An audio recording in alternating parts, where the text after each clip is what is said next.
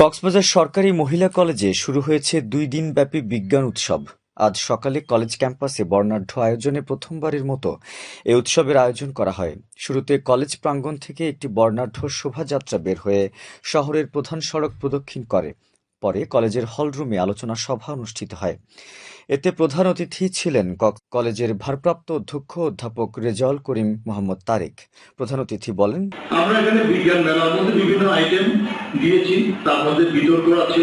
বিতর্কের মাধ্যমে আসলে আমাদের দলীয় নেতৃত্বের ক্ষমতা, সিদ্ধান্ত দেওয়ার ক্ষমতা, এগুলো আসলে আমাদের মধ্যে তৈরি হবে। তো সর্বোপরি আজকে ছাত্রছাত্রী তোমরা যারা বিজ্ঞান মেলায় স্বতঃস্ফূর্তভাবে অংশগ্রহণ করার জন্য এসেছো এবং বিভিন্ন প্রজেক্টে অংশগ্রহণ করেছো, এটাকে সার্থক করে তুলেছো, তোমাদেরকে আমি আন্তরিক ধন্যবাদ এবং অভিনন্দন জানাই।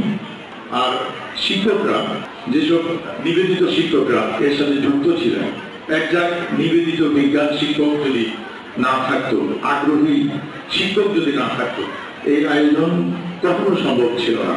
আগামীকালকেও এই সারাদিন ব্যাপী অনুষ্ঠানটি চলবে এবং আমাদের এখানে প্রধান অতিথি হিসাবে আতিথ্যতা গ্রহণ করার সদয় সম্মতি জ্ঞাপন করেছেন কক্সবাজার জেলা পরিষদের প্রশাসক জনাব এটিএম নুরুল বশর।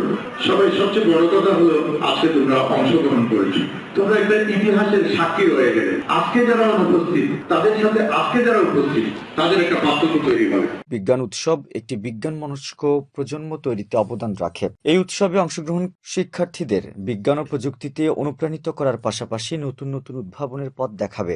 কলেজের সহযোগী অধ্যাপক এবং বিজ্ঞান উৎসবের আহ্বায়ক শামীম আহমেদের সভাপতিত্বে আলোচনা সভায় কলেজের শিক্ষক মোহাম্মদ শাহ আলম সহ অন্যান্যরা বক্তব্য রাখেন।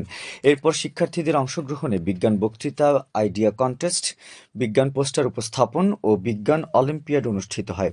উৎসবের দ্বিতীয় দিনে বিজ্ঞান বিষয়ক কুইজ, রুবিকস কিউব প্রতিযোগিতা, স্মৃতিশক্তি যাচাই, বিজ্ঞান বিষয়ক সেমিনার, বিজ্ঞান বিতর্ক ও পুরস্কার বিতরণ অনুষ্ঠানের আয়োজন রয়েছে বলে জানান সংশ্লিষ্টরা।